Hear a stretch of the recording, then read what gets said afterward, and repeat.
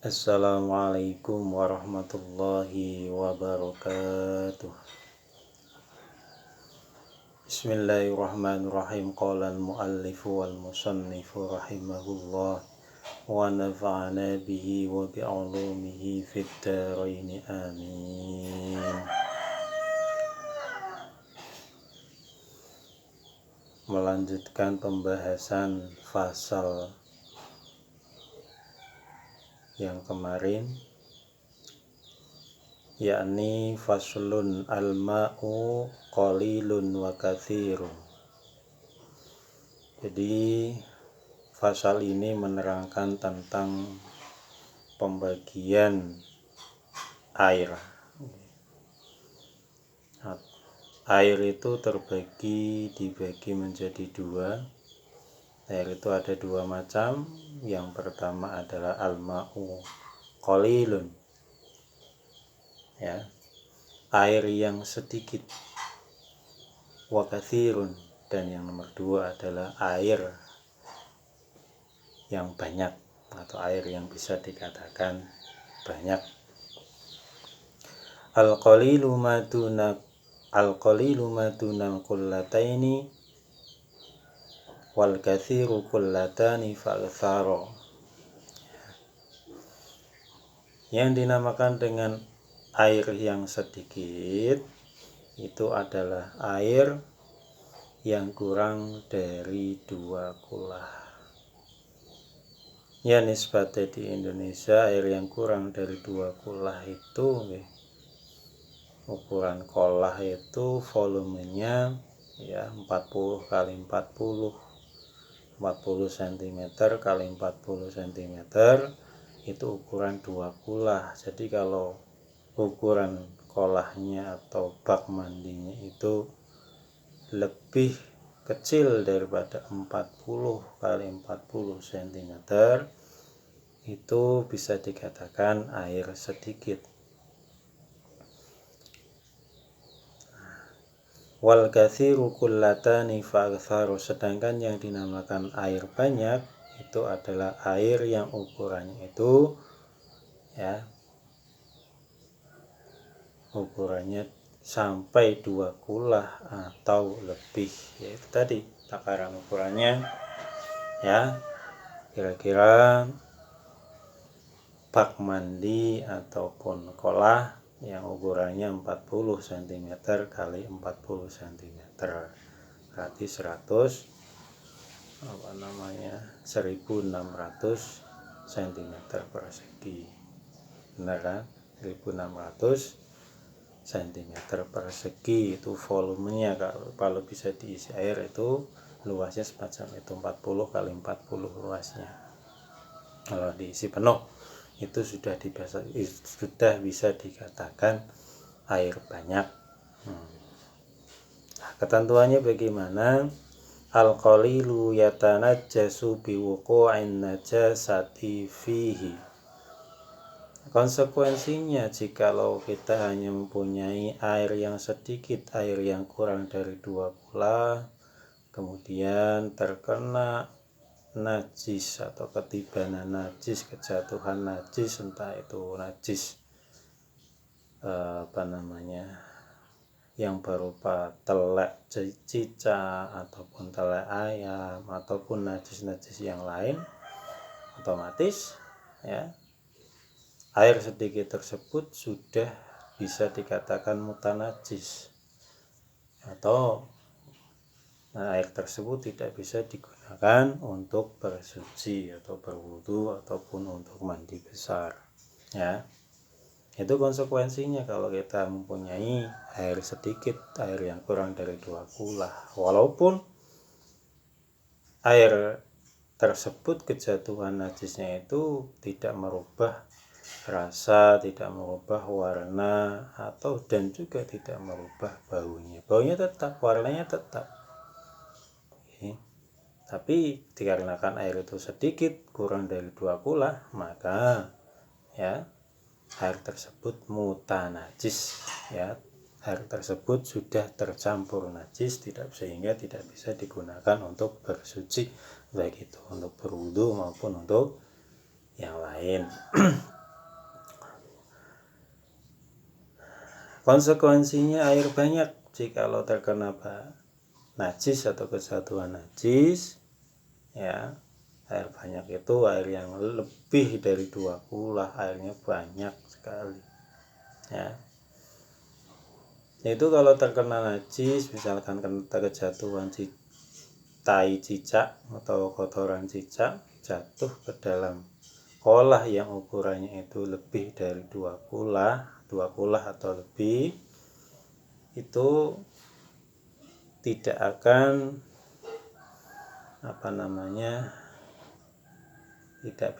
tidak mengubah sifat atau tidak menjadikan air tersebut itu tidak bisa digunakan untuk berwudu. Dalam artian, walaupun kejatuhan najis, air yang 2 kula tersebut masih bisa digunakan untuk berwudu ataupun bersuci yang lain, dengan syarat, ya, salah satu daripada 3 sifat air tersebut tidak berubah, baik itu rasanya, baunya, ataupun juga warnanya, ya, itu tidak berubah. Wal ma'ul katsir la yatanajjasu illa idza taghayyara ta'muhu aw launuhu aw rihuhu. Ya, di sini sudah jelas dikatakan wal ma'ul katsir yang namanya air banyak itu tidak bisa mutanajis atau menjadi najis kecuali, ya, salah satu daripada sifat air tersebut, baik itu rasanya air, warnanya air, ataupun baunya air tersebut, salah satunya sudah berubah. Ya, misalkan air 2 kula itu kejatuhan bangkai tikus. Sudah karena bangkainya sudah lama sehingga menimbulkan bau yang menyengat, atau bahkan, ya, warna airnya itu sudah berubah, itu otomatis air yang 2 kula tersebut tidak bisa digunakan untuk wudu dikarenakan sudah mutanajis atau bercampur dengan najis serta salah satu sifatnya sudah berubah. Lanjut fasal selanjutnya. Faslun mujibatul ghusli sittatun. Pasal yang selanjutnya menerangkan tentang perkara-perkara yang mewajibkan mandi besar. Itu ada 6 macam. Yang pertama, ilajul hasyafati fil farji. Masuknya hasyafah atau zakar ke dalam farjinya perempuan, ya. Masuknya hasyafah fil farji, ke dalam farjinya perempuan, ya. Masuknya alat kelamin laki-laki ke dalam alat kelamin perempuan. Masuknya hasyafah atau zakar ke dalam farjinya perempuan itu, ya, yang namanya kelamin baik itu depan ataupun belakang, ya.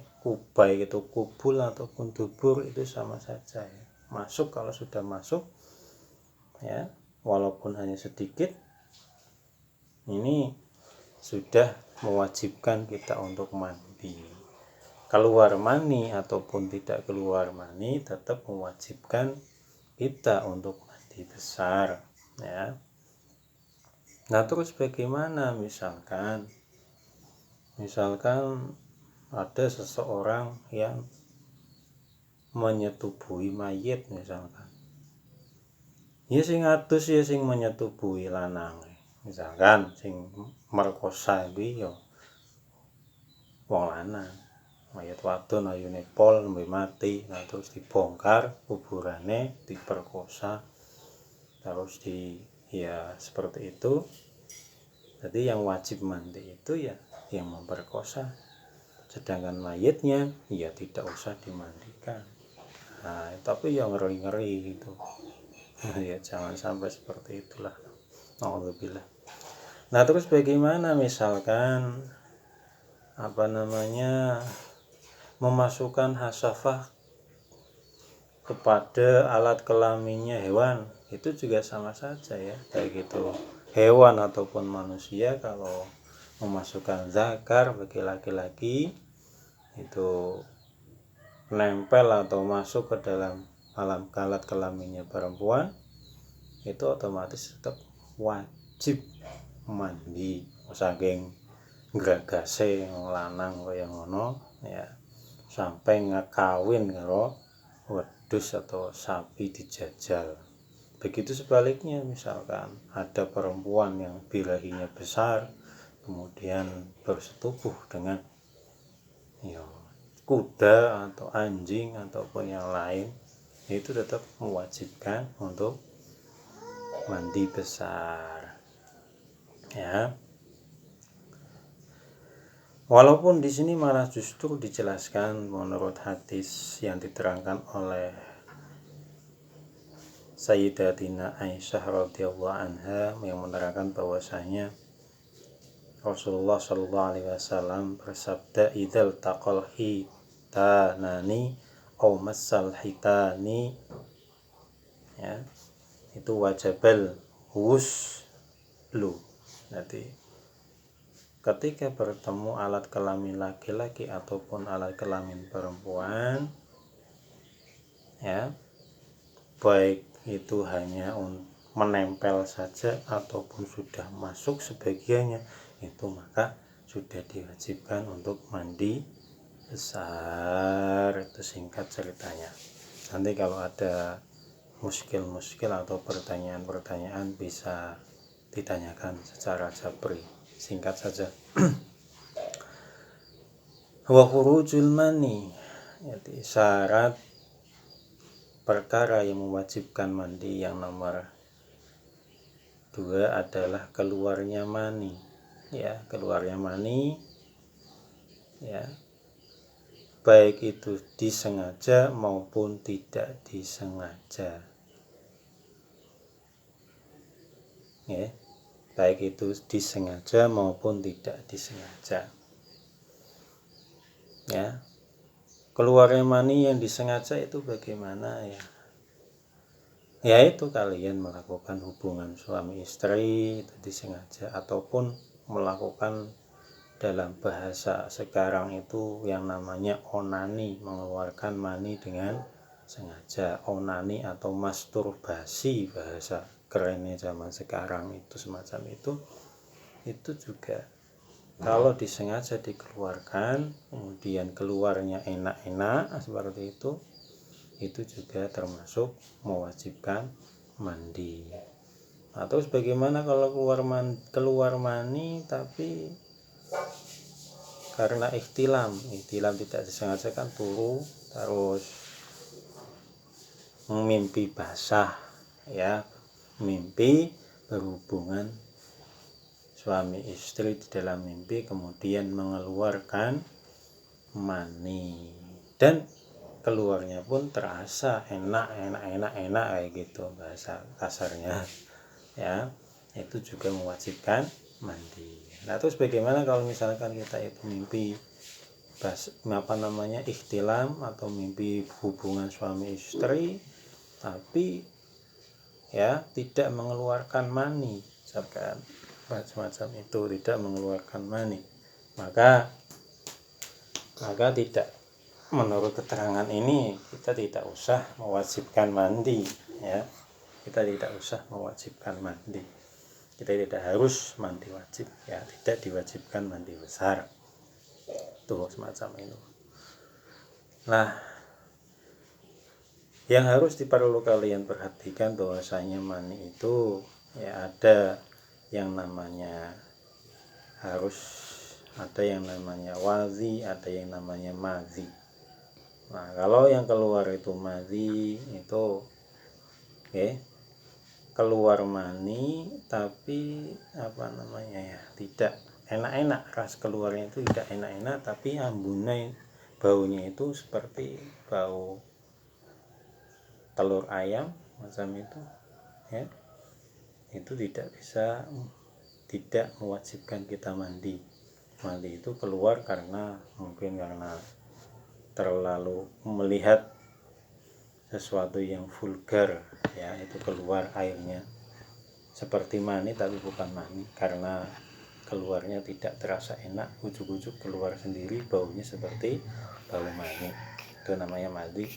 Kalau semacam itu, karena kan keluarnya madi tersebut karena melihat sesuatu yang mungkin vulgar, ya, sehingga kalian jadi nafsu, kemudian tanpa terasa keluar air seperti air mani, itu namanya madi. Sedangkan wadhi itu keluar karena kalian itu bekerja keras, mungkin sudah kecapean, tanpa terasa keluar air yang sifatnya hampir sama seperti mani, tapi tidak keluarnya tidak enak, enak-enak, terasa enak-enak semacam itu. Selanjutnya, perkara yang mewajibkan mandi yang selanjutnya adalah, ya, keluarnya darah haid, ya, bagi perempuan yang sudah cukup umur, ya, itu mengeluarkan darah haid. Nah, setelah selesai haidnya sudah mampet, maka diwajibkan untuk melaksanakan mandi wajib. Yang nomor selanjutnya adalah darah nifas, keluarnya darah nifas bagi perempuan. Darah nifas itu keluar setelah wiladah atau melahirkan. Kemudian yang selanjutnya adalah wiladah, dikarenakan perempuan itu, ya, melahirkan, maka diwajibkan untuk mandi wajib. Dan yang terakhir adalah mati. Nanti kalau mati, ya wajib dimandikan. Bagi orang muslim yang bukan matinya itu bukan mati syahid, maka wajib dimandikan. Nah, terus kalau misalkan bayi yang sudah